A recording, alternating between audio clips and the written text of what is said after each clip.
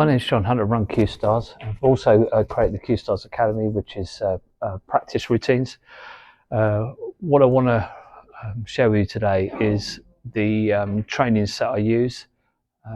Now, this is for the diehards because this is going to take about an hour and a half. But I'll chapter it so you can check out the stuff you want to. Some of these routines I've already done talk throughs on, but what I thought would be nice today is to do a talk through on the training set, my reasons for using it. I practice this a couple of times a week. It's in the VIP section of the Cuestars Academy. So what you can do is you can pop your scores in there and it'll give you a score out of 100. So there's 10 routines to do. Covers everything that I can think of in terms of what sort of comes up regularly in match play. So the first one that I'm going to show you is called Smelly Shots 20. So it's a good place to start, I think. I've got a diagonal of 10 reds here, 5 either side of the pink, and the idea here is to have the cue ball within a couple of balls width of the cushion, side cushion, and then to pop these. And I'm trying to play position for a colour, so in this case it'd be for the black.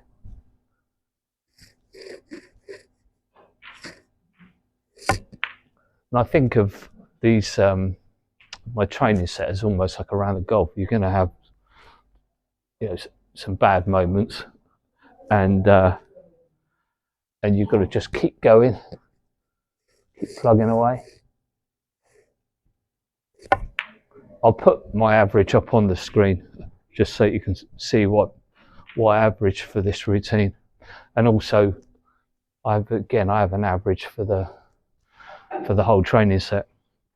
Now in the VIP, this one's called the gold training set. So there are different training sets depending on what standard you are. So there's a bronze one, a silver one, a gold one, and then a professionals training set, and I use the gold.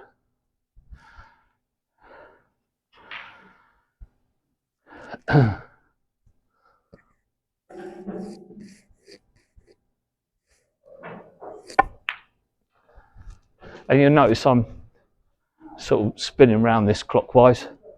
Again, when you're break building, you want to get in a rhythm. And even with this exercise, that's what I'm practicing.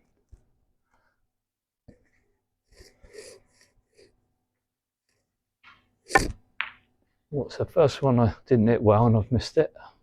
Thought I was going to get lucky there. It's just going to pop in off the jaw, but wasn't to be.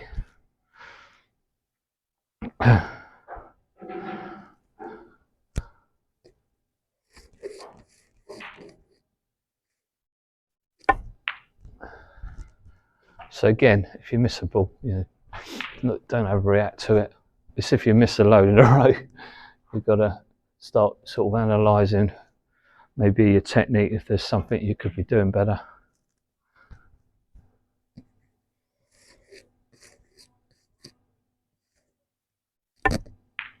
I'm trying to do this. Oh, wrong. There we go, buckets. When I'm trying to do this, what I do, just keep in the back of my mind again, is just something that's important to me, just to keep the cue against my chest. So it's that nice 4 point of contact, which not everybody has I think everybody has the luxury of putting their cue against their chest, but perhaps not always against their chin.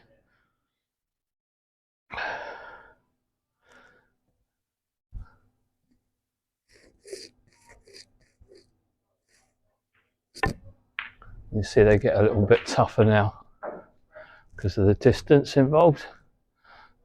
Let's say the method doesn't change.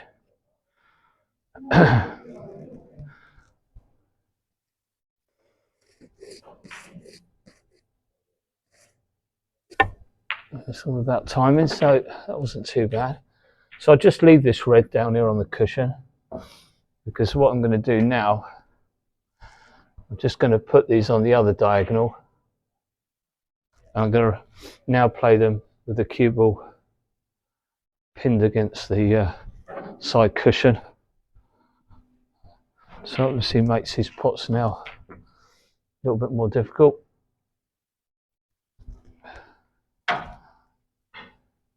Now I guess you could mix these routines up a little bit with their order as we go through this. That's something you don't have to start with this one, you could mix it up.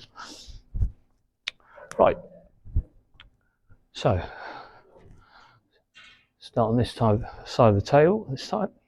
So again, exactly the same, trying to pot these, looking to try and get on the black.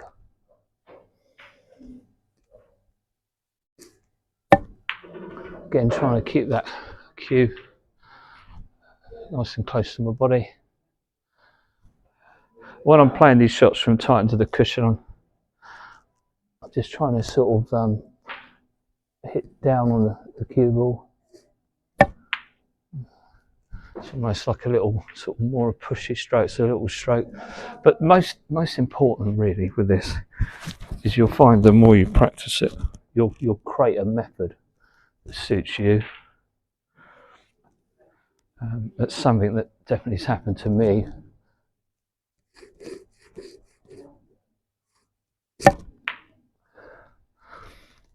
So I tend to find I cue a little bit quicker on these because you haven't, especially on a club table where the cushions tend to be a little bit higher, haven't got the luxury of perhaps putting a big backswing or anything like that. So to generate the action on the cue ball, you'll probably find you will have jacked with feathering a little bit. I think that's normal really. So otherwise you're just a robot.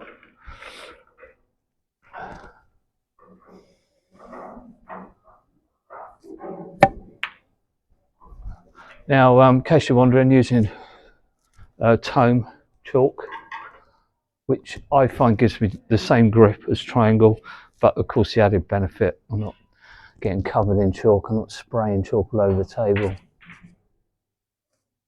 So, sorry triangle, but tome is so much better. And for those of you that perhaps think, oh god, it's a lot of money to spend, this piece of chalk that we've got here, given that I do play a lot, is now over a year old. Oh, yeah, it gets a bit tough now. So I've got distance to deal with, as well as trying to make a good strike. You see the angle of the cushion's greater now, so that makes the shot even harder. You see I'm lifting up a little bit higher, trying to cope with that. Yeah, and that can happen, miscue. Okay, so one shot to go. My average for this routine, I think, that I'll put off on the screen is 14, so I've done well with this so far.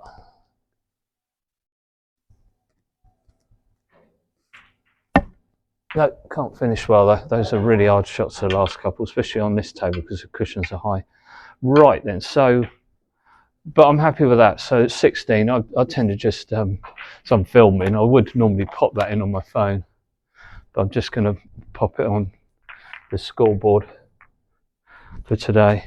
But as I said, you can just put these scores into the phone and it'll into the Cuestars Academy, and it'll calculate the score out of each routine scored out of 10.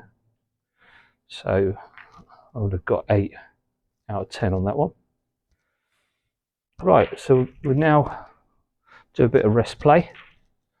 I'll try and pass on a tip or two on this one for you, because I know not everybody is perhaps confident with the rest, which is why I make sure at least a couple of times a week I'm just going through a rest play exercise. Now I think the best tip I can give for using the rest is, I've always found I want to feather longer, and it wasn't until I was in a conversation with another player the other day, I sort of dawned on me probably why I'm doing that. Again, it's a very natural thing for me to do. I don't think about it, but just sort of something I tend to do.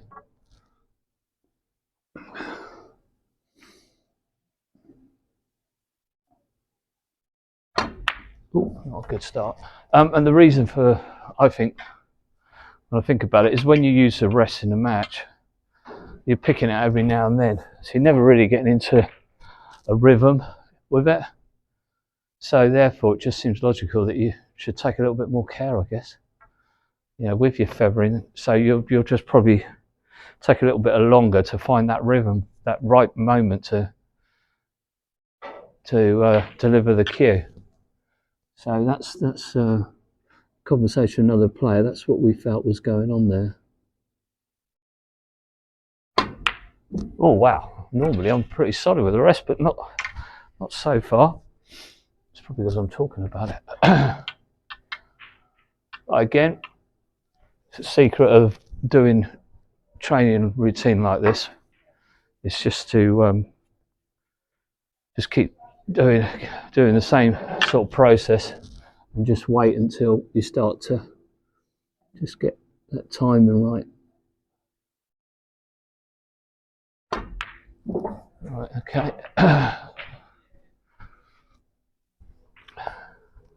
And I think for any of you that are watching that have got designs on becoming a professional player, maybe are a professional player, or can practice regularly, then make sure you've got something that you can measure.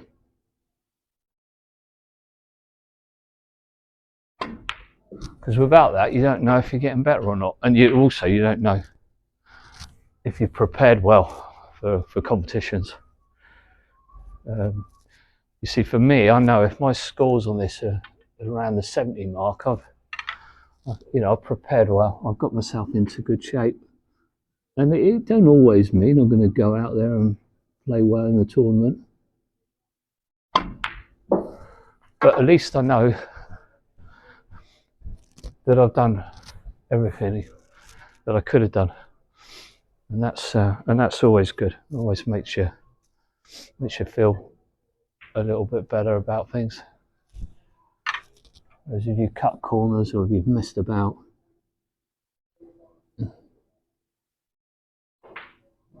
and then you lose, I promise you that's a lot more.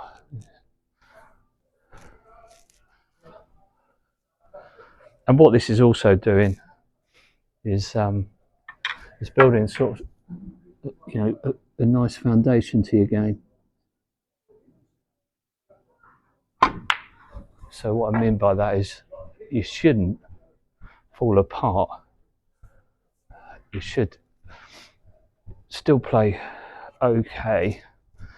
Even your C and D games are going to beat a lot of the people you play. That's the benefit you get. Right, starting to hit that a bit better now. It is quite difficult. Again, you don't have to choose to do it the way I did, but I'd start with the hardest rest first, which is a bit weird. But anyway, just what a habit I've got into. Can't change it now.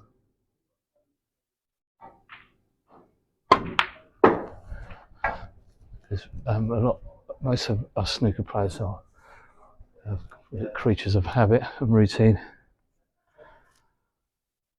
Right, okay. I think my average on the rest play is 8, so loads of pressure on this one. Yeah, and just feathering a bit longer. Right, okay. Didn't hit that well, but went in.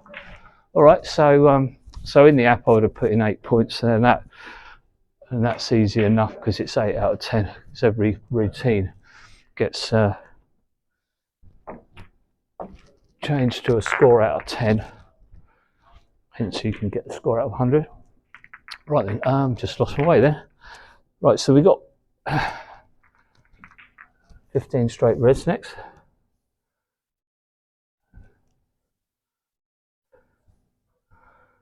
So I'm going to have the 8th red. It's going to be on the blue spot. I try to keep them about a centimetre apart. I don't want to make it any harder. I mean, it is hard enough routine as it is. Okay, and what I'm going to be doing once I've got these 15 reds set up, I'm going to be placing the cubel on the Baulk line each time to create a straight pot.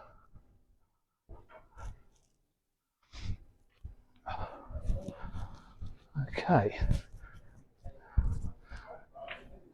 so again, just form a straight pot. And again, it's a case of not panicking because you know, I'm a bit colder anyway, so I like to get a nice square position, just take lead with my head, and again try and keep nice and compact here. Oh, not good, I moved a bit as well. Now I've just learnt to live, I can't, I'm limited on the backswing. If I bring it back too far, I run into trouble, so I have to try and generate the power from the stroke itself because it's shorter, and that's something that I'm not going to change now. I'm too old.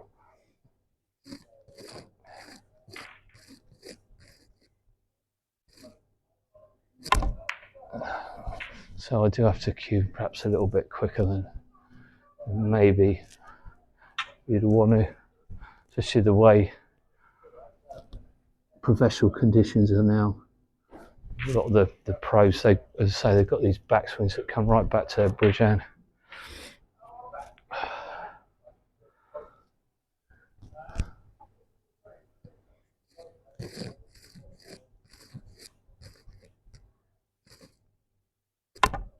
Now, just can't quite time it. It's not awful, but obviously it's not getting the ball in the pocket. So done this exercise enough to know that you've just got to keep repeating your process, your method, just trying to find that timing you need. Yeah, it's still not quite there.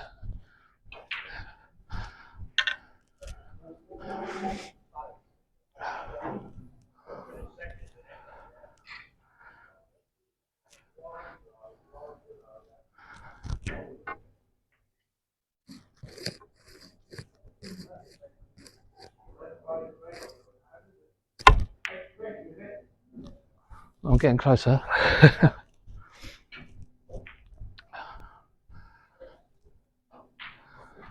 Right, it's one little thing. I always have little sort of backups here, so there's just something I'm going to just try here just to see if it helps.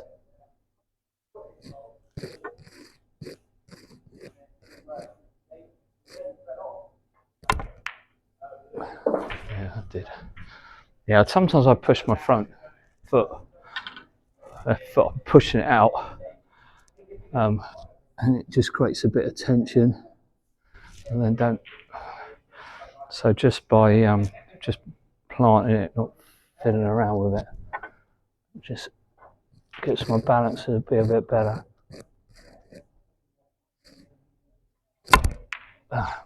Because I've been, you know, I've been miles away with these pots. So it just suggests it just needs a little tiny little tweak. Right, anyway,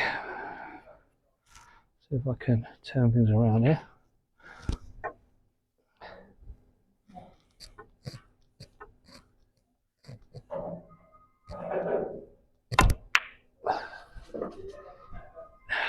It felt a bit better. Still not the cleanest to pot, but it felt a bit better.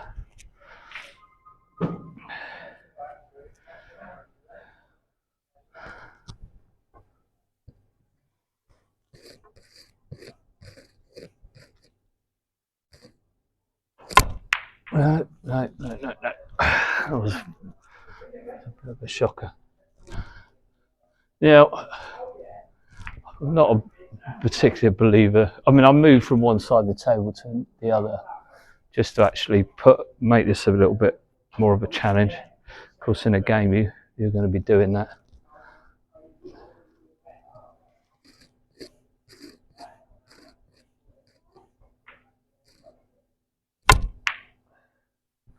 But although they're going in that pocket but not in the other one, I'm not reading anything into that.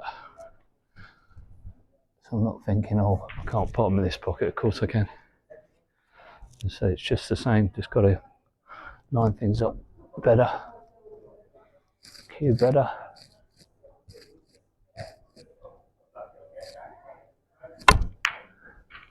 And then in she goes. That's all right. That's why I like this, because especially doing these talk throughs, because it really, now I've just put the white head. You can do that because these spots are a bit lethal, so I don't want the white sat on the spot there. It'll probably fall off it.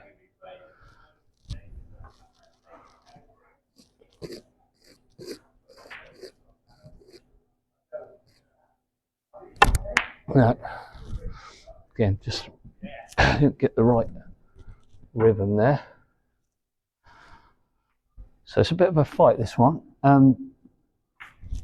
Just in case you're wondering, my average on this is 8 out of 15. So this is not good, a bit of a poor one for me today.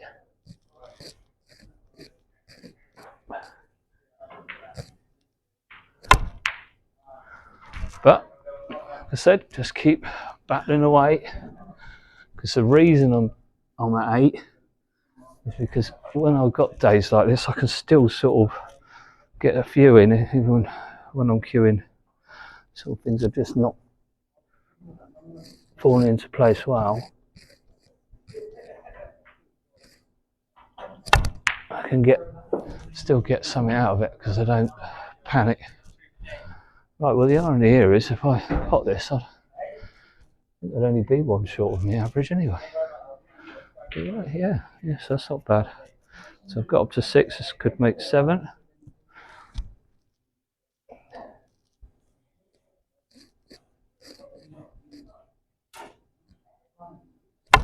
Oh no, can't cross it. So anyway, I finished that better than I started it, so that's not too bad. Right, so that's 6 this time. Again, I'm just popping them up here on the scoreboard. But again, what I'd normally do is pop that into my phone. And that, because it was out of 15, it would then calculate what that score would be out of 10. And then just add it to the running total. Right, so it's long potting next. Did a talk through on this. It's quite a popular one, I think, because a lot of people say there's not many long potting routines, but I like to think that this is a good one because it gives you a nice mixture. Now I've got just putting that 3 reds width. You'll find that this red will line up with the blue and the top and bottom pockets. And again, the reds are about a centimetre apart. And again, I'll just repeat that on this side of the table. So they're lined up with the pink as well. Okay, so this time there's 10 pots to do. So I'm putting the cube on the D each time on this one. Now the first one, I always see these first 4 pots as like Mark Williams shots, just float them in.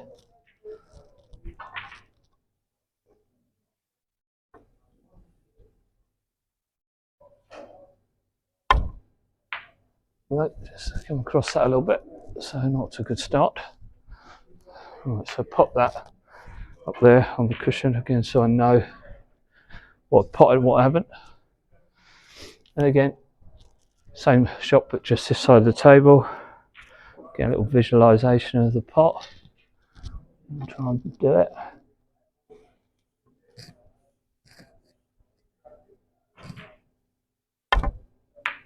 Oh. Right. Okay, so my longer game today is not working too good at the moment, but as I said, just keep going.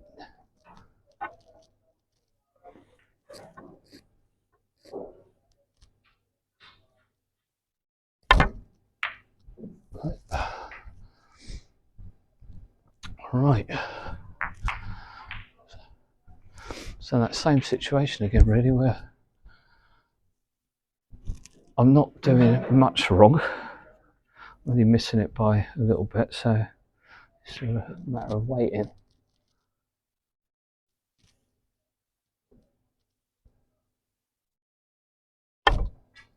Things to line up right. Now, so those are the Mark Williams ones gone, the floaty ones.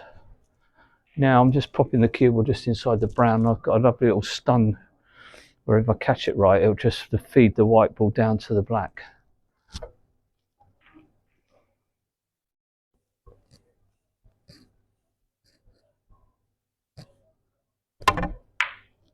Can you see that? I might just close that, so I end up a nice high black in the game. And again, same shot, just the other side of the table.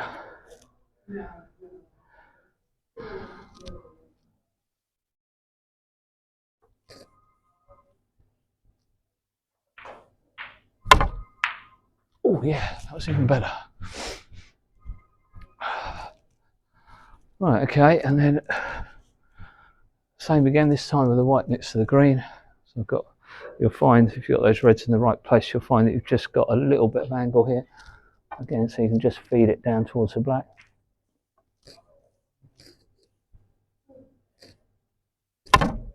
Oh no, not too straight. By the way, just you can't count flukes on these potting routines. On the break building ones you can, because that's part of the game, but not on the potting ones.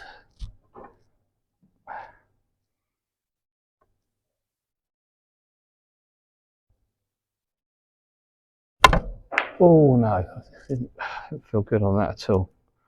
It wasn't a good stroke.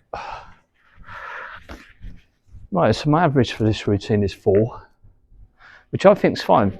If you're around the 4 mark, it's telling you this is a shot you should take on, because often in a game, it's the only ball you can leave, unless you really are taking a gamble with it. And if you do put it, you're going to be on a high value colour, most likely on the black.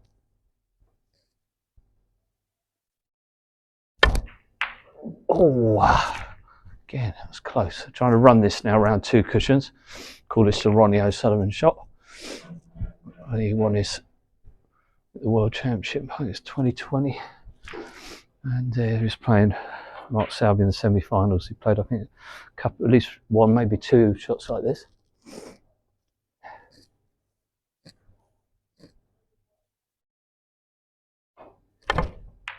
Oh, I'd like to have got one though. Never mind. Right, so just below my average there, got 3. Okay, so just pop that on the scoreboard. Right, next we've got stuns around the back of the black. So again, common shot in snooker. So it seems to me that you should be practicing it regular. That's the reason it's part of the gold training set. So what I've done here is I've just lined these reds up with the black in the corner pocket. This red is sort of inside the pink.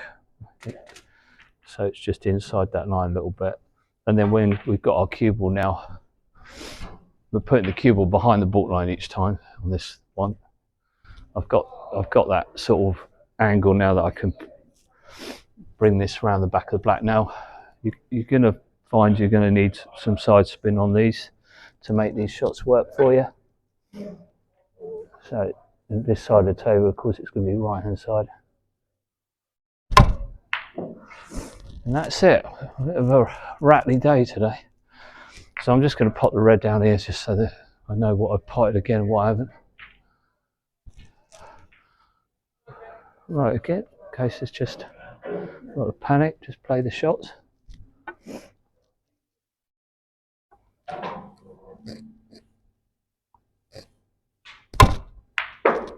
That sounded good. Nice straight. My table's a little bit pedestrian. I mean, in a table which offers a little bit more pace, you're looking really here to get on the blue.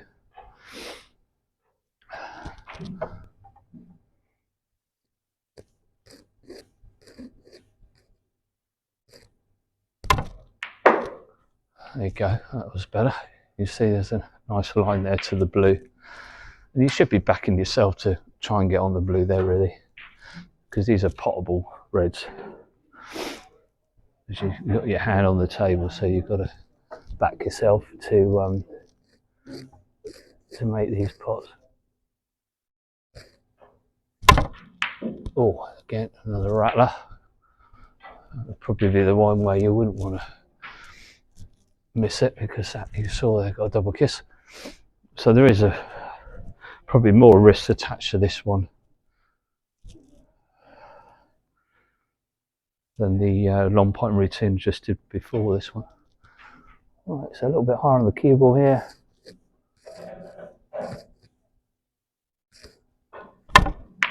Oh, good, finish with a pot. Okay, so 3 on that side. Then what I do is just go and repeat it again. Just lining them up the other side of the table. Just say, so this, I think I call this one back pots. I can never really say it very well, but that's what it's called.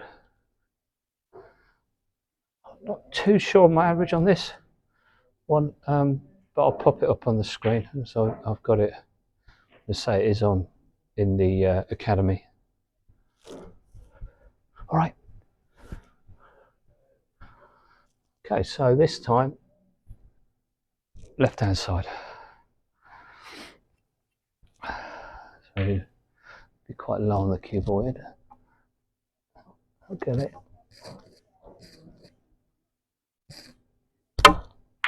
Oh, again, another rattler, but okay, so just put them back in line, pop that there, so I know what I've potted and what I haven't.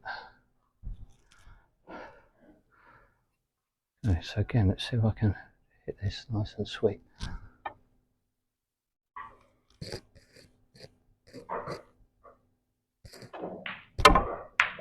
Well, it's gone in, but I didn't hit that sweet. You can see the path of the cue ball there. It struggled around the back of the black.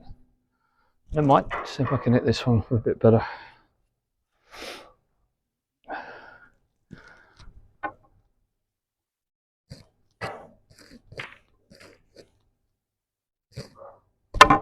No, I can't. God, that's the worst shot I played today. That was an absolute butchered that.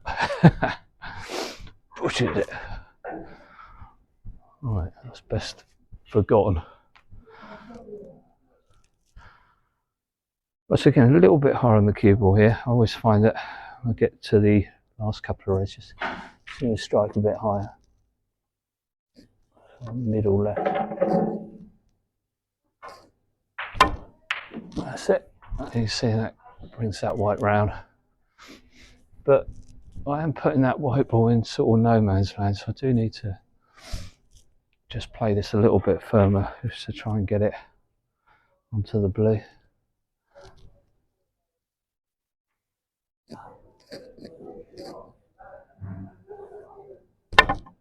No, just that. Okay, so again, not brilliant. So that's 5 onto the score. So of course that is a 5 out of 10. So that will add 5 points to my score. Right, now we move onto shot to nothing, which again is a routine that I think is really important to have as part of a practice set. It's a very, very valuable shot in a match. You can be potting these well. It really can demoralise your opponent, because often their safety patterns are just a little bit short of pace, and therefore you're punishing them for that misjudgment. Right, so I'm looking to cut these into the corner pocket and get my cue ball back behind the baulk line, just in case I don't pot the red.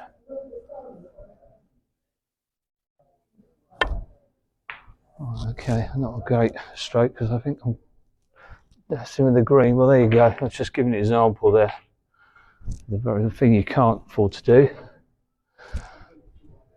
is catch their baulk colours, because that's stopping the white obviously finishing behind the baulk line. So no points for that one.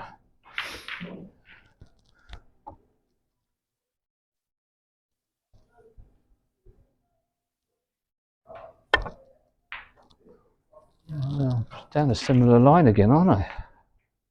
Phew, got lucky that time. I didn't hit it full wall. That's just slipped behind the line, but again, not a great shot. Right, now, when I played a couple of shots, one are wrong and they're the same, this is when it's really important just to visualize the shot I want to play, because at the moment in my brain is the memory of those last two shots. So I want to erase them. So now to do that, I'm just visualizing it. Now I'll get down and play the shot.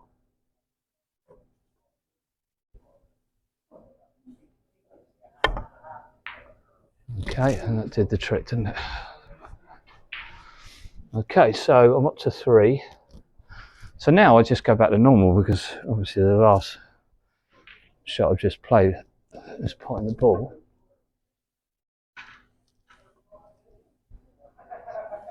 Oh, that's not very good. It's an overcut, and I may get, depends how bouncy the cushion is.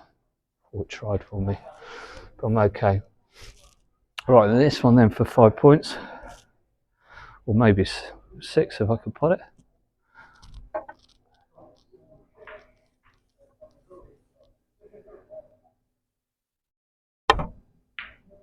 And I potted it, so that's good. If you get a pot, then that's your 2 points, guaranteed. Although, as I said, you will be playing those shots with the intention of getting your cue ball back behind the baulk line each time. They're not shots that you can play for a baulk cutter, in my opinion. They're just, as I say, there's just too much difficulty to take that sort of risk. And often when you're sort of chipping those balls in, the reds are open, so the chances are you're gonna leave your opponent an opportunity if you play short of the baulk line. Right, so 6 points so far.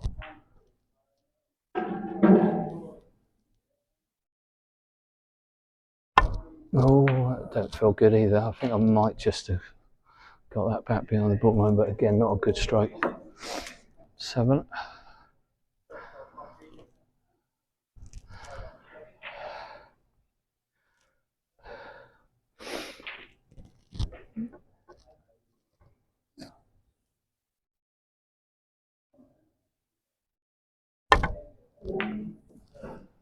Oh, if I had that. That's 8. I'll leave the reds there if they're not getting in the way, because again, there's no need to go there and move it.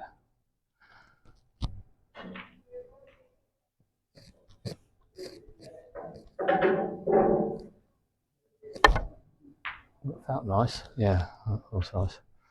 So that's 9. You just see how I move this cue ball along the baulk line just to create a similar angle each time.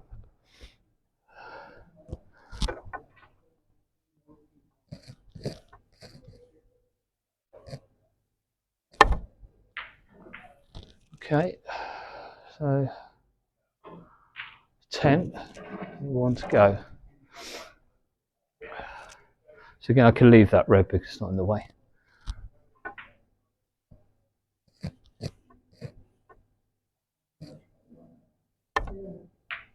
Right, good finish. That's 12. So that wasn't too bad in the end. Okay, so just pop that on the scoreboard, because obviously my phone I'm using to film this. Right, next one then, figure of 8 safety. So Alan McManus would love this one.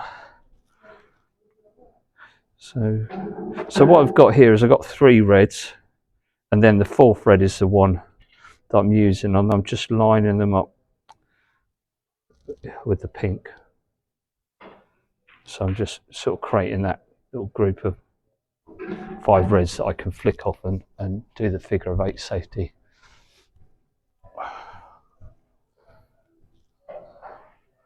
Okay, so I've just popped the white ball just inside the brown here to sort of help with that angle.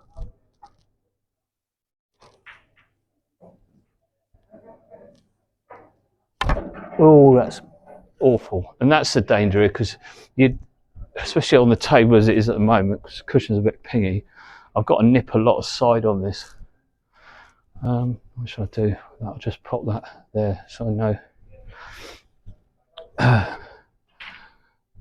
So it's judging the deflect, judging the side spin.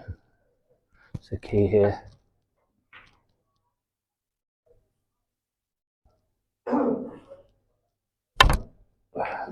Imagine if you're a professional player, this would be a really good one to practice, just to get an idea of how the table's playing.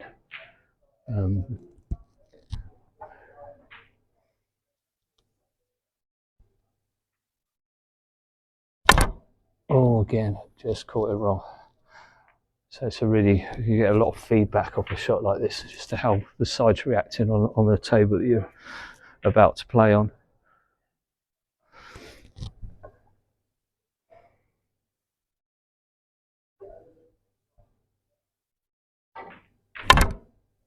Better. I know a lot of the pros are now using the titanium ferrules, and part of the reason for that, well, a big reason for that is here you're not having to then allow so much throw with the side. Right, so this would be to try and score 3.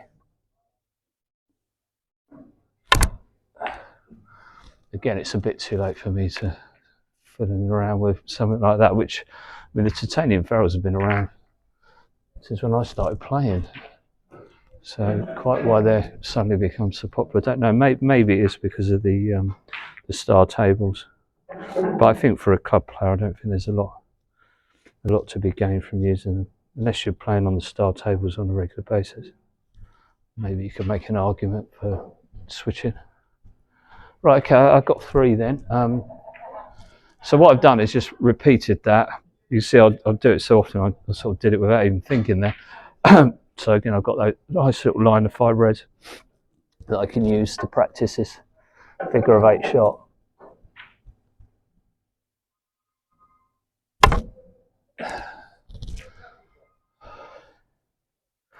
And again, I find with this, it's about, again, just trying to get into rhythm, be quite instinctive with it.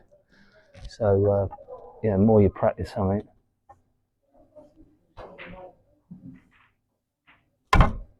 the better your scores, or you're consistent, your scores improve. And then hopefully what you're hoping that when you've got these shots cropping up in the game, you're sort of playing quite instinctively. Once you've got the feel of the table, then you should be okay with this kind of shot. It's a shot you can use a lot in matches to create better opportunities with your safety. Oh, didn't get that good, but it should be all right. You can see here, if you're playing this routine well, you can leave the reds because they're not getting in the way. So it's quite a nice way to practice these side spin safety shots. As you're playing one shot after another, so you can get into a nice flow, a nice rhythm with them. So you can, so you can build a nice bit of confidence there. Right then, well that's good. I got the other 5, and I got 3 from the first 5. I think that's 8 then. I got there. That's right. So I didn't. And the way that worked out, I didn't put any reds to one side so I could see. Okay, so I've covered playing from the cushion, playing tight from the cushion.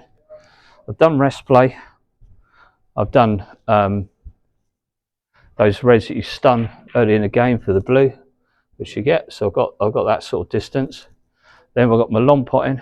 Again, the long potting routine, I think it's a good one because it's sort of also covers that situation where your opponent's gone in off and then, you wish they hadn't, you wish it had rattled and stayed down in amongst all the balls, and then you've got that sort of smelly long pot to make. And also you can get that pot at the early part of a game anyway, where there's less risk involved. So again, it's a really good exercise, I think, to train regularly on. Then we went to, how did we go? Oh yeah, back-to-back plots, because again, that's another one that is very common. and you've just seen shot to nothing and then figure of 8 safety. And while I would normally have, you know, my phone available, although I'd just like to point out it is on silent, of course, snooker hall, then I would be popping these scores in. Right, so we'll move now to break building, but I think with break building, there's lots of other routines and training ideas that I have, because that's really the most important thing of all. I mean, we've seen that with professionals. You know, they can be quite poor at long range. You know, even their safety might not be that brilliant.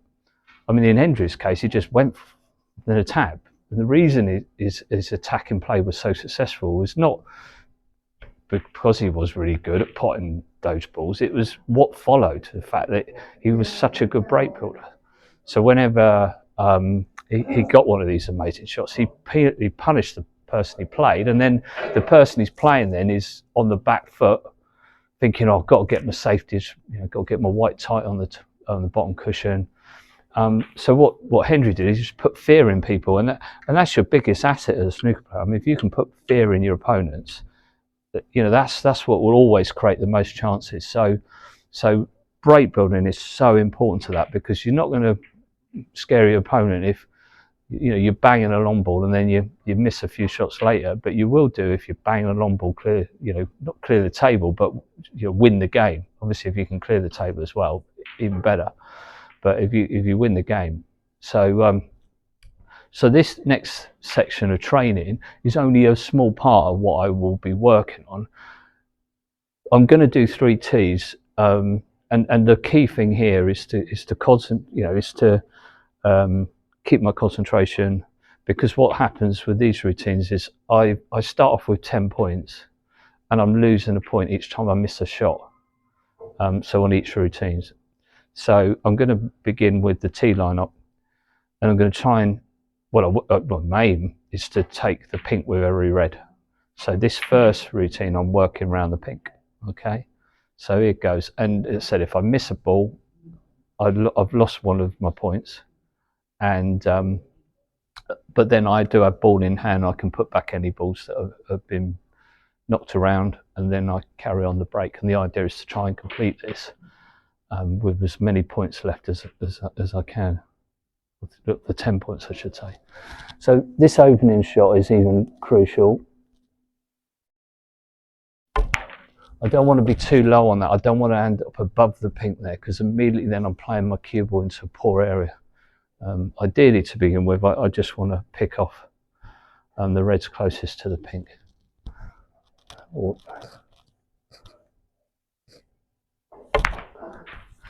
Now, doing it this way means that I go right through this routine, which I think again is good to have a mix, really. Sometimes you're working on your best score, and other times you're working on your consistency, you know, not missing silly balls.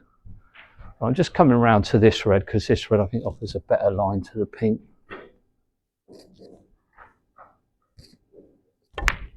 Again, I'm trying to be careful. I don't want to leave myself above the pink, because ideally the next red I'd like to take is a red closest to the pink.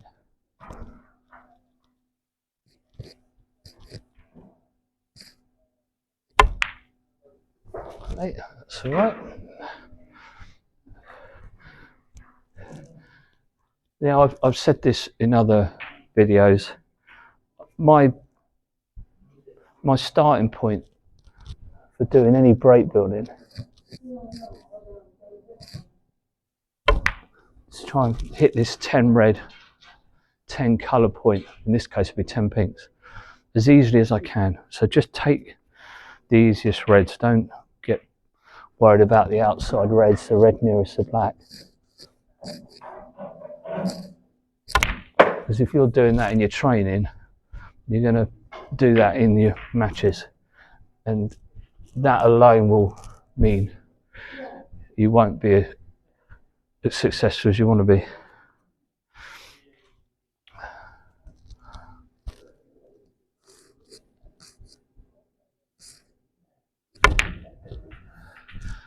So again, but trying to be really good with the cue ball. especially early on, because there's no excuses really early on. So just a little soft screw on this one.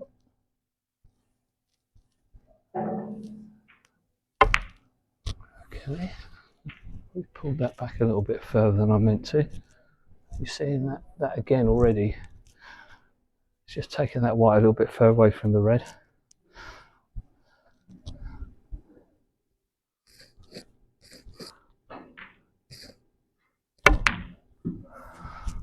Yeah, so again, just a little bit loose from a cue ball, a little bit more angle on this pink than I would have wanted.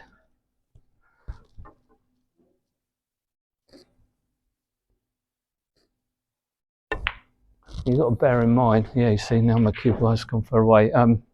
In practice, this might not be a problem, but when you're in a match and your cue arm's a bit shaky, then of course it does become a problem. That's why in training you've got to get this cue ball. You'll always be looking to improve it. So again, there I was looking to get a bit closer to the pink than that. So really got back into position, yeah. Now, because I've taken these reds here, of course this shot now is okay to be above the pink. I say that, but I didn't play it well still, because with that one red there, that is still going to hamper me. And you can see that again has just made this a little bit more tricky than it should have been. So I've got to play this very gentle now. I don't want to lose position on the pink. I've just got it, I think. No, whoa, there you go. Just proves my point, doesn't it? Now I'm playing a dead weight shot, and that's not even, I'm only under the pressure of the filming. Imagine if I'm in a match, I'm trying to judge that. Anyway, so that's a mistake. You can sort of see that coming, couldn't you, really? Because I just played a few loose shots. Okay, so I've just popped that red back. You can pop it anywhere, as long as it's, you know, in the T position, because I can't, you know, can't always remember where it was anyway. And then, so I've got one mistake that I've made.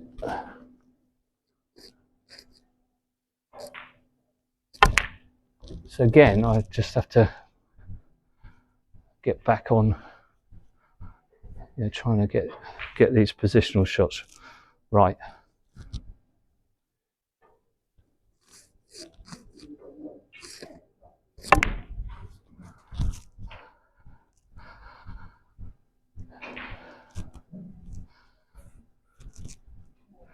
So again, now I think I pulled that back a little bit more than I meant to. It's not a problem, but it's just these little things, they just add up in the end and catch you out.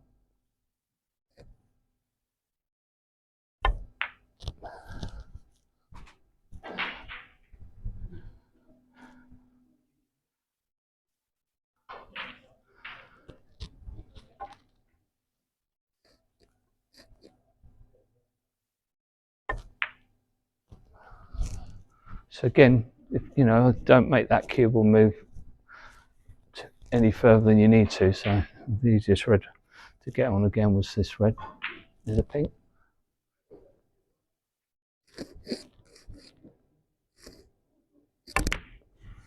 Again, just pulled that back a little bit too much.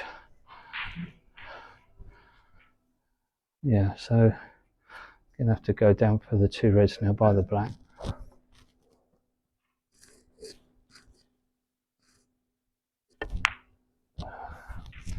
It should give me a choice of each, but yeah, again, not clever that really. Should have just played for one or the other there. Right, anyway, a little screw shot. Back a little bit.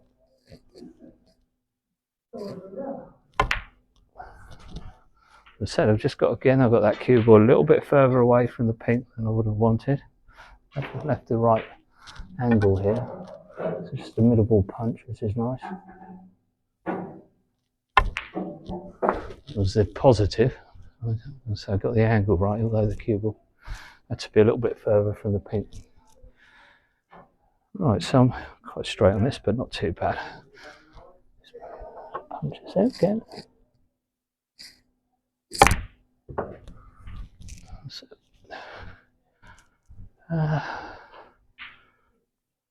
right. Again, I think I'm just going to punch this one.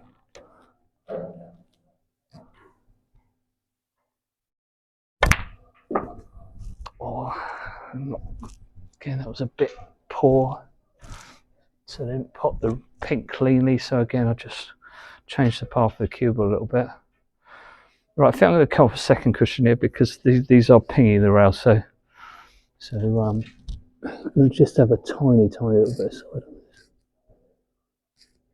this. Yeah, again, that's just cost me. Just shows you, no, just get that cubal. Not quite where you want it.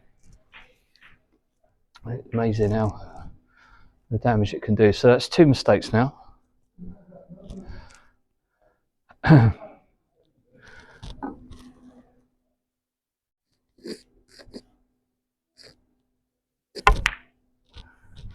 But just like all the other routines, I've just got to keep going. You know, you could let your head drop here and drop a few more points, but if I can just keep going.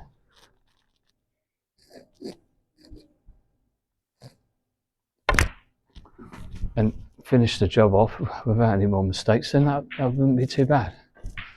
But if I lose my head and I end up getting sort of dropping 4 or 5 points on the routine, well then that's had an impact on everything. So it's almost undermined the other stuff I've done, where I've tried like 100%. I haven't played well today, but at least I've sort of concentrated well.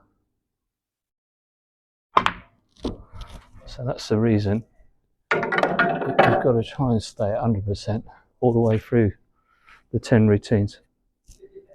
Right, so use the side cushion here just to get myself a little bit closer to that red.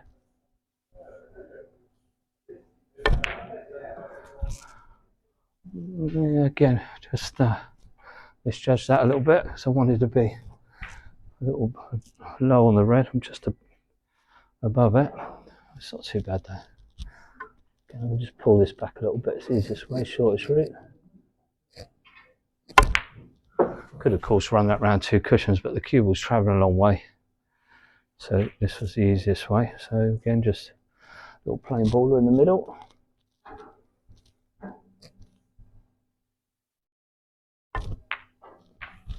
Okay. Right, so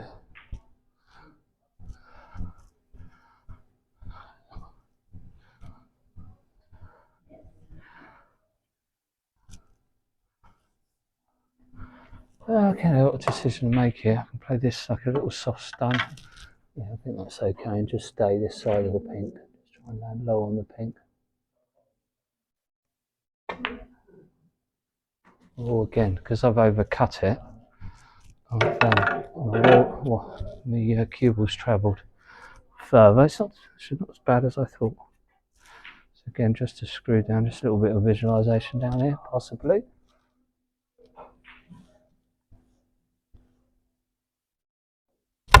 Ooh, tried the old stun screw. I've got probably a little bit more screw than stun. I'll be a little bit closer to the blue there. A little 3/4 ball. Soft stun again.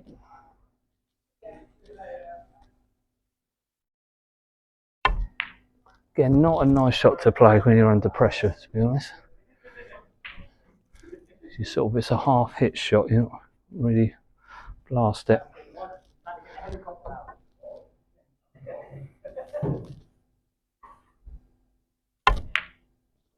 Yeah, again, a little bit too far perhaps, yeah.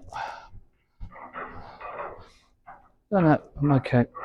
I don't mind this kind of shot because, again, I'll still use the side cushion in, just punch out the angle.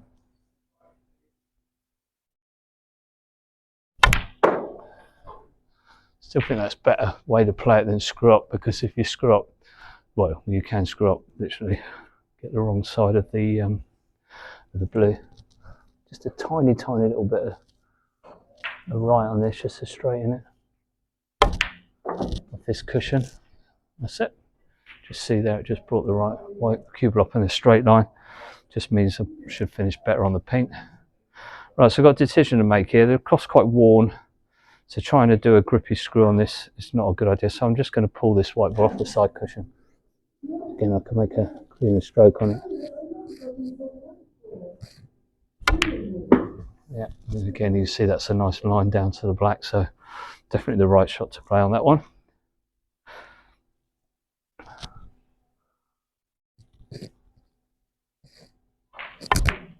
Right, a bit of damage limitation there, but as I said, I didn't get frustrated giving away those 2 points at the beginning. So that would score me 8 on that one, because I had 10 points to begin with, or 10 lives if you like, and I've used 2 of the lives, so I've got 8 left. They then become 8 points. Simples. Right. So the second one I do, again, you could mix up this order if you wanted to, is to do reds and blacks. Now I just changed the nature of the tee here because I want some sort of different. I want this again to give me some familiar shots. You know, when you're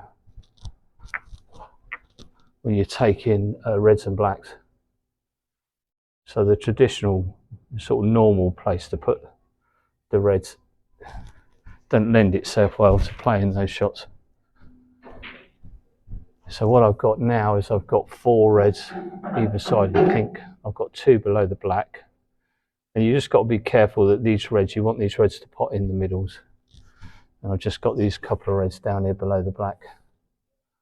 All right, and I'm going to start again on this red near the black. So this time round, I've got to take blacks with every red.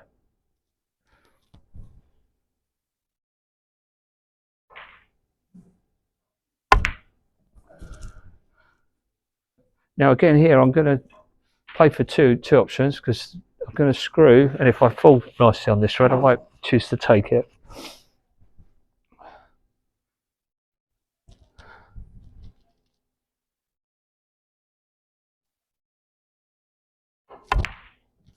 And if I don't, I'll just take the red above the black. So, and you know, when you're break building, that's the secret really, is to just give yourself options. Don't sort of pin yourself down on one shot. Right, I can just drop this in gently because I'm close enough to it. Aiming to say to just leave it below black. Oh, it might be a little bit too low actually. Just run a little bit further. So I spotted that out. Again, I can just do a gentle little middle ball punch. So you notice that I'm just moving the hand up close because I don't want to hit this hard, just a little punch. And that again should push me in an area where I'll be potentially on 2 reds. So I'm on the red in the middle, okay, so just a nice little grippy screw shot. Bring myself just high on the black again. Is that enough? Just enough. A moment there. Thought I was going to be hampered by the red, but I'm okay. Well, a little bit higher on this black than I meant to, so I'm going to use just a tiny little bit of side just to improve the shot.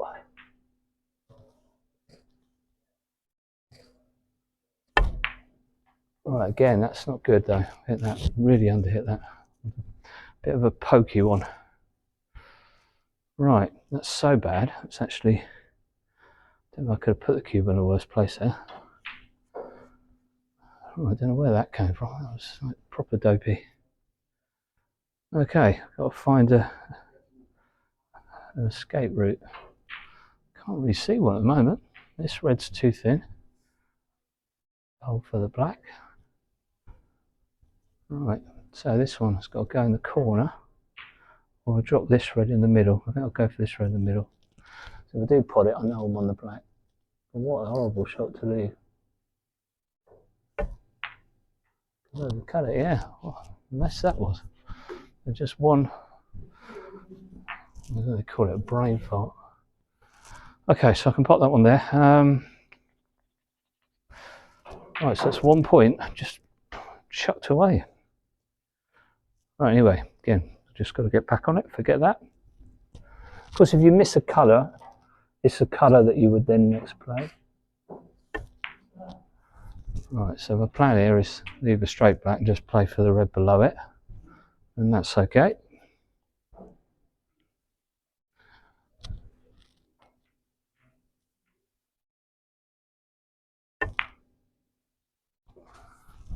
And because the cube weren't travelling far, I could afford there to play low on the red. Normally I'd leave a high red, so you put your cube into a bigger area. But right, again, a little middle ball punch here is easier to play. As again, I'm nearer the middle of the ball, which is better for ball striking. Okay, I guess a lot of players probably would have screwed that.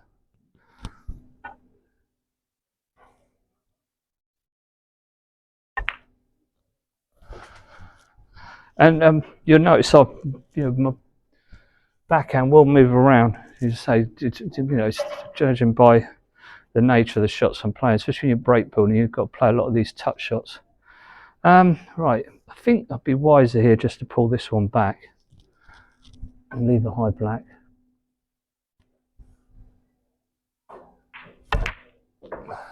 Again, though, not good. So I don't really want to be coming into this area. Could get a cannon and screw things up. So this black is thinner than I planned. So I'm going to have to try and play my cue ball onto these two reds. Again, a little bit of side needed just to help it. Again, is that bad? Because I'm half hitting it. Oh, so annoying. Because I'm half hitting it at the shot. It's just making the shot harder than it needed been. Right, anyway, you get to see. So two mistakes down. So, of course, I missed the black. So what I'm going to do, and I'm not a fan of beating myself up and then trying to play that shot until I get it. That's something you do separate with that 15 red philosophy, you know, where you've got the gaggle of reds and you just play the shot over and over. So if that's a shot that I felt I would be struggling to play, it's probably not a shot I'd practice anyway, because I was out of position. It's not a shot I would expect to be playing very often, because I would back myself to pull that back and get nicely on it. So it's not one that I would beat myself up and get too alarmed about. But if it was a shot that you were struggling with, then yeah, just don't, just carry on now and then just keep it in the back memory for and then what you can do is perhaps use 10-15 minutes just to practice the shot until you start to feel confident over it again. Right, okay, again, not great. I'm sort of twixting between there, but it does happen. So I'm going to just take the opportunity to screw off the top cushion. Okay, that was all right. Didn't need side spin on that because the line was good. All right, so I'm going to just screw back here for the red by the pink.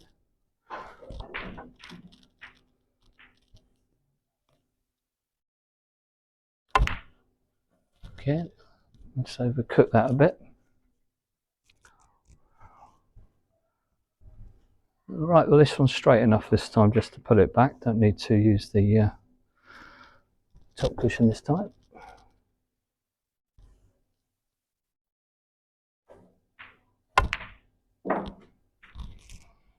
Okay, not brilliant. Again, not just that.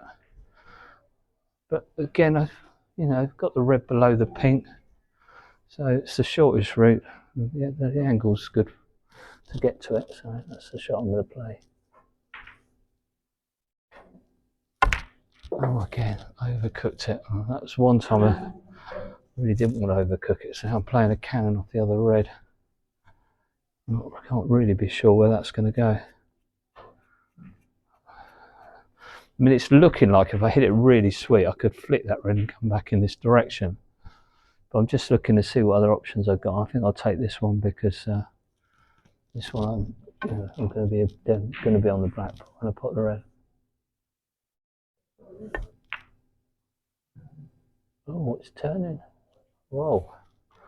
It shot me that. It didn't normally move that way, but it did. Anyway, a bit of a struggle again here. So 3 mistakes. Right, so yeah, in terms of the shot next, just leave myself a low black.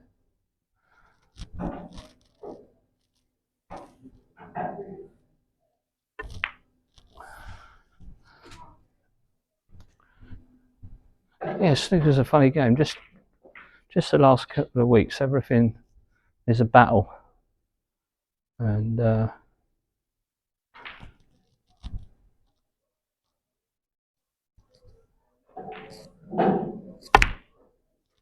in practice, that is I think that part of the reason for that is not played anybody or any matches. I think sometimes you start to get a bit stale in practice. That's why you've got to have these practice matches, proper matches, running alongside it.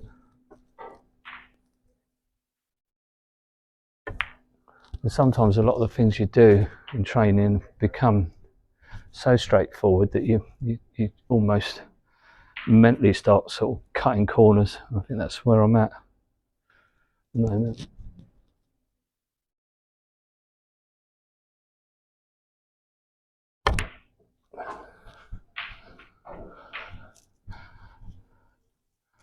Right, again, not clever because I'm twixt and between on everything again. I think this one's okay. I think I can just get enough.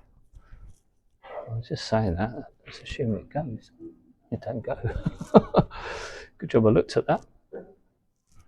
Right, okay, so it's going to have to be this one with the rest. So a little bit tricky this because I don't want to bring it around too. So it's just like a little bit punchy. Well, actually, I Baulk that. That was I couldn't have played that any better, to be fair. Right, anyway, so perfect angle on the black. Just use the side cushion. Cool. These 3 reds.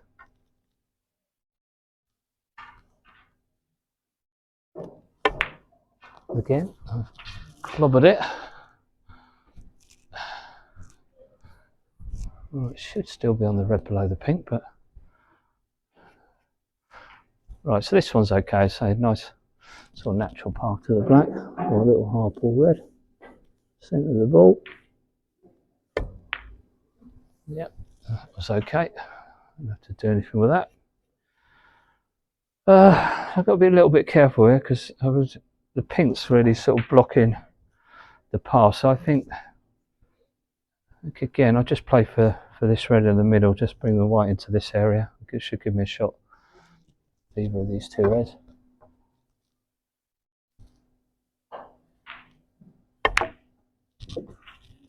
Okay, that's all right. So 3 mistakes on this one. So like the routine, the pinks, I want to just see if I can keep going here. So even though I'm struggling, I'm just got to keep battling away. Damage limitation again. Right. I've sort of got to back myself this time. I think I can see that's going through onto the red's okay. The natural angle here. Little hardball black.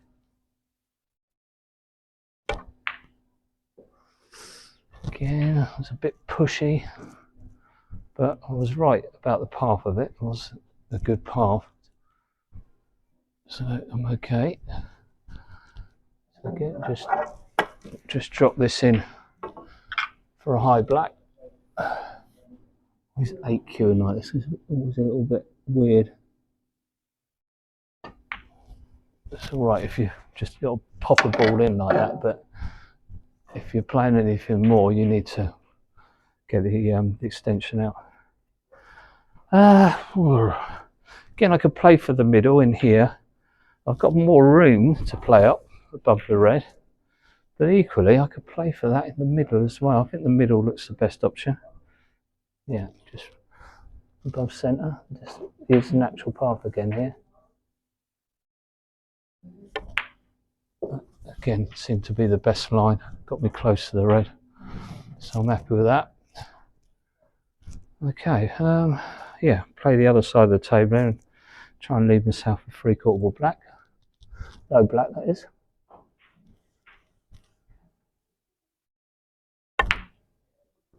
That's the easiest path to the yellow ball, I think. Right, again, just overdid that a little bit. Just a tiny little bit of side on this, not much, just to improve the angle of the cushion. See, just a tiny little bit, just so I'm not landing straight on the yellow. So I've got enough straight yellow, and just straight screw shot, back for the green.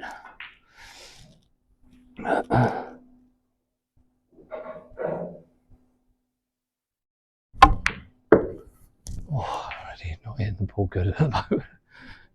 It's a bit snatchy and pulley, and anyway, still going, that's the main thing. So a little punch off the side cushion, make sure get nicely on the brown.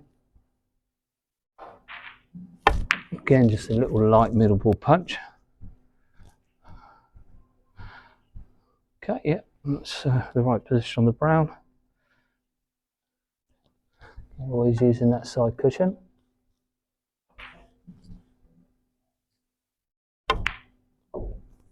Again, didn't hit that good, but I'd say in practice it's not doing any damage, but I don't want to be leaving shots like this in matches, so a bit of tightening up to do on my cue ball.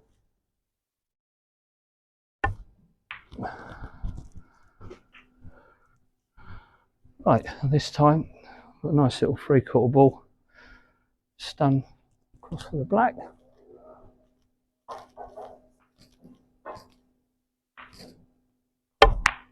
Yeah, made sure then not to go too low on the cue ball then, because I want to still be close to this black.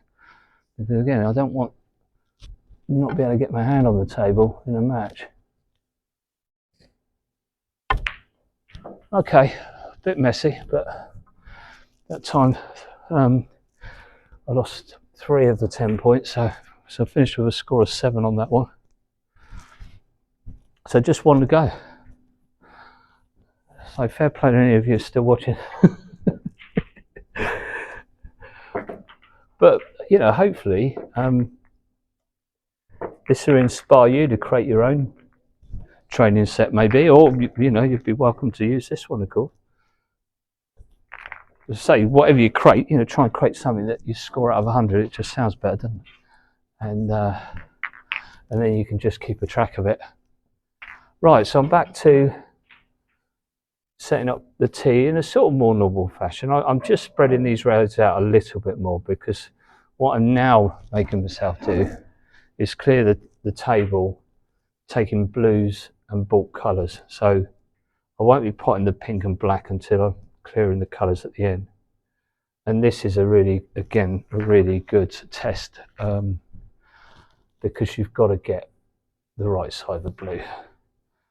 And again, that is another really important skill in break building, because we see the consequences of getting that wrong all the time when we watch the pros. You know, it can just completely change their chances of winning a game if they get the wrong side of the blue. Right, I tend to just roll this one in to begin with. You could do whatever you want, but I'll take this rather than get on the blue to be good.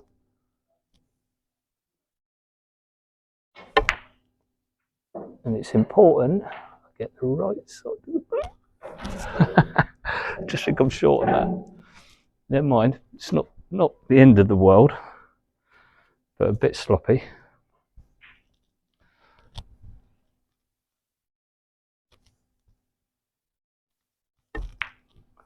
Okay, so kept as close to these reds as I can. Oh, well, nearly fell out there. Right, so immediately I've got a bit of a smelly one. So I'm going to take the second red in and screw this with a little bit of side again, just to help it. So again, I want to try and get on the right side of the blue. And have I done it this time? Phew, I have this time. That's where I wanted to be the first time. Okay, so I can just drop this in. I'm probably going to fall on the reds near the pink.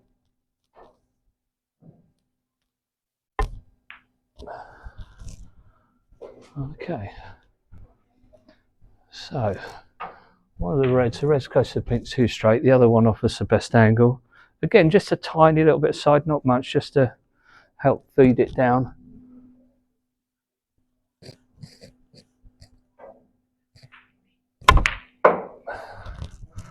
Go. Again, just a touch further than I wanted, but I should be able to just play a little grippy, soft stun on this. So nice and low, get a bit closer. And again, it's one of those shots you don't want to overthink. Just play it. It's what I call, with training right, it'll become sort of quite an instinctive shot. Yes. Right, a little bit stretchy for this one, so I'm just having a little think. I think I can get low enough on the cue to bring it the other side of the table, take it on the shorter route, that is. Just need a bit more screw on that. I did have the side on it, but didn't quite fizz off the cushion, so for that reason I'm straight on the blue. Just have a little visualisation when I want it. I'm going to play that other red next.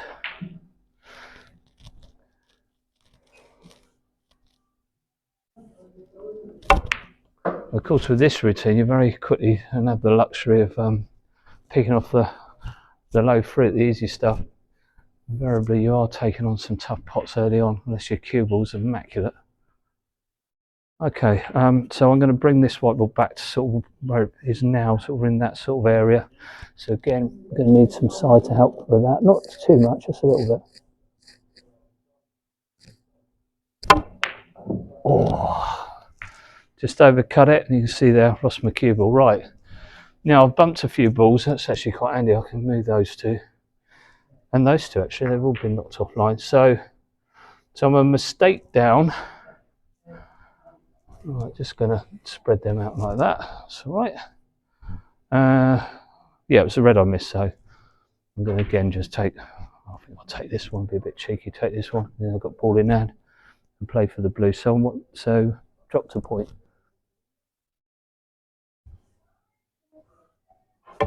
Oh, again, that's awful. I mean, luckily it's so bad, it actually allows me, yeah, play a little. So what I'm going to do here is play a little middle ball punch, come through here with some running sides, some right hand side, just to create that angle back towards the red. So that's the shot I've got in mind. And then quite a bit of side on there. And middle right. There we go. Have I got the side on it? No. That's not very good at all.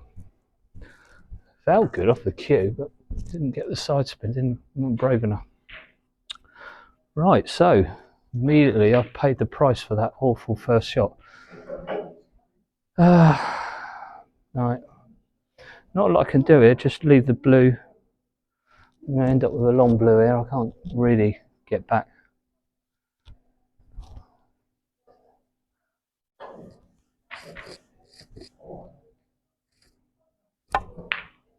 Okay, struck it all right. Now, no, just not a lucky player. Right, so got panic here. There's 2 points lost already. And I'm quite early on, so, but just stay cool. Just try and really make sure I nail this next shot, because this is the one that's been causing me trouble. Ball in hand shot.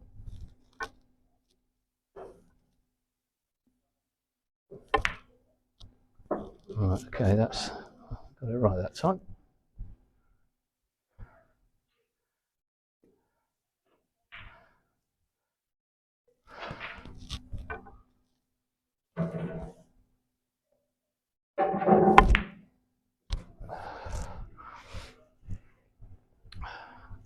Okay, so I got nice and close to these reds.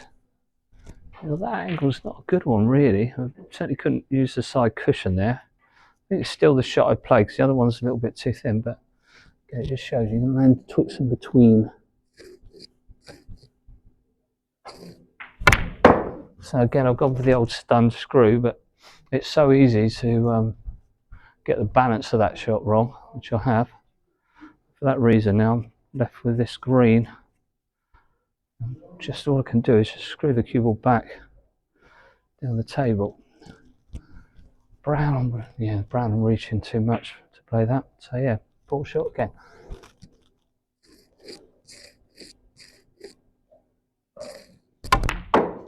Again, didn't really get hold of that either. Oh. Right, so a bit of rest play needed here. So nothing too heroic. I fancy potting the long blue. So the most important thing here is just to pot this red. I think I'll put it back a little bit, that'll help, but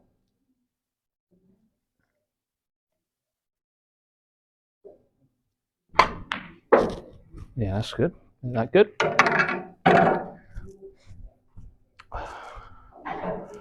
Right, so again, just need to pull this back a little bit.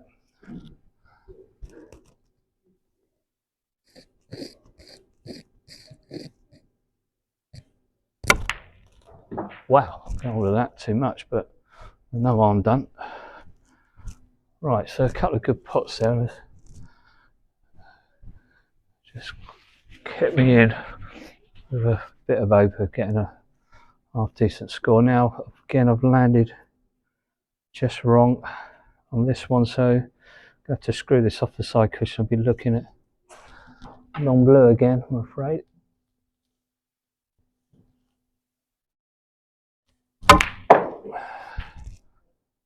Okay, it's not too bad.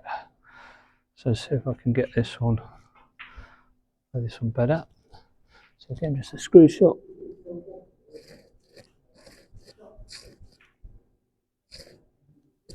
Oh no, hit that wrong. I'm just a bit cheeky there.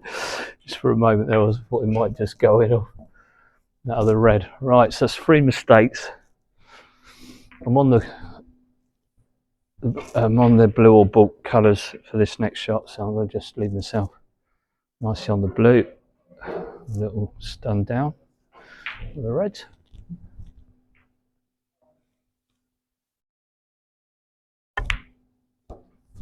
Everything I'm doing at the moment is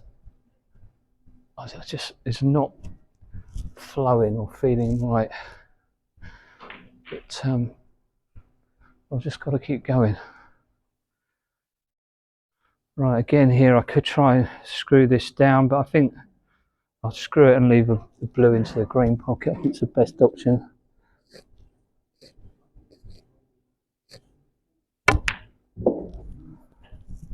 I could have tried to pull that white down the table, but it means you can miss a pot. There, you know, I've got to back myself to get this one again, just a little sort of screwed.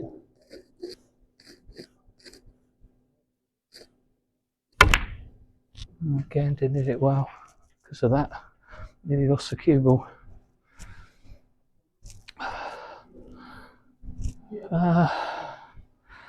Now which one offers a better angle? Probably neither, to be honest. This, right, yeah. So I'm just going to pull this one up the table and try and judge the weight of the shot. Again, it's always harder to judge it if you can't use the cushion. Right. Again, just want to pull the cue ball back just beyond where it is now.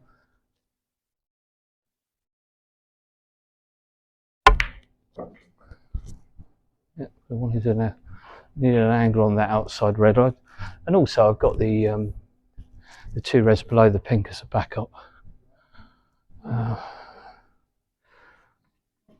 Yeah, again, yeah, it's going to have to be this one. The line, the angle's okay. Just going to have to screw it straight up again though.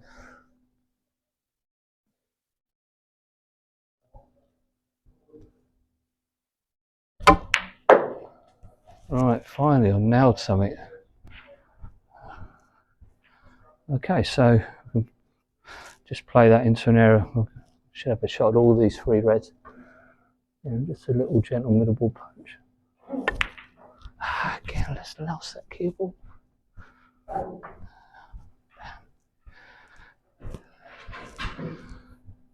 Oh, okay, right.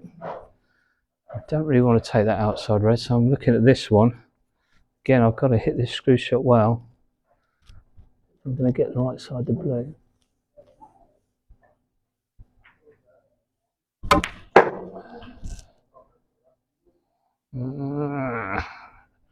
Right, I'll just keep fighting. So I'm just going to pull this back. I'd like to try and get on the red below the pink. Be the best shot. Yeah, I've got to get it back quite far for that. Right.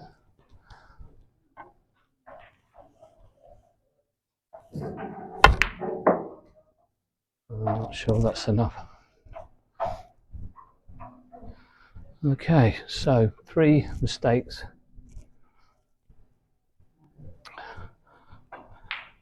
I think I can just cut that in. I've just got it back far enough.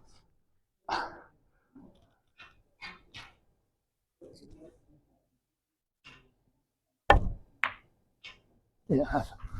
Right, now, is it pinned enough? Oh, that's good. Oh, yes, that's better. Right, so that's quite a nice line. That I can just use the side cushion here. So I want to be above the red. Yeah, that's okay. And now I can choose to play down for the Baulk colours. I've got a nice natural line here, just for, again, a little bit of a punch on the shot.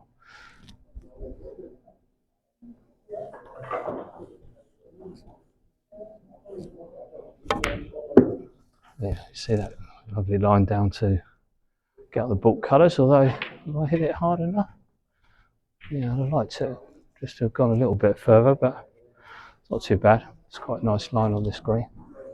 I'll take the green. Oh, I've got the top spin going on that. Again, that was a little stun run. Too much run. Okay, the line's good on this, so screw it back.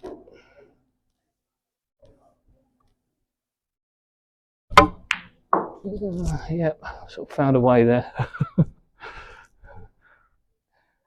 Right, so again, just a little punch off the side cushion. So again, it keeps you nearer the middle of the ball.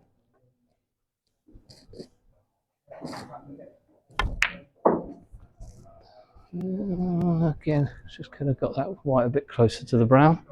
The angle's okay. Now again, I think what I'm going to do here is I'm going to bring this back across the table. Preferring the shot because again I'm on the centre of the ball. Yeah, could have been better. See you guys. Oh, I just managed to twix in between on this one. Can't pot it in the corner. If I play it in the middle, it'd be very easy to overhit this. So it's that horrible dead weighter again. A little bit left on it. I think I've screwed it up again, haven't I? Yep. I didn't even get the pace right anyway. Right, so that's a point I've chucked away there. So I'm not happy with that. Anyway, get back on it. So 4 mistakes, so I've still got 6 of my points left.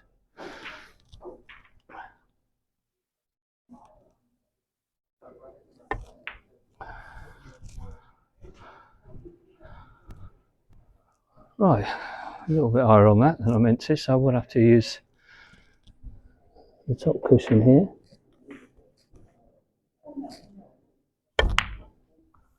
Alright, let's get me close to the black. It's almost straight, so that's fine.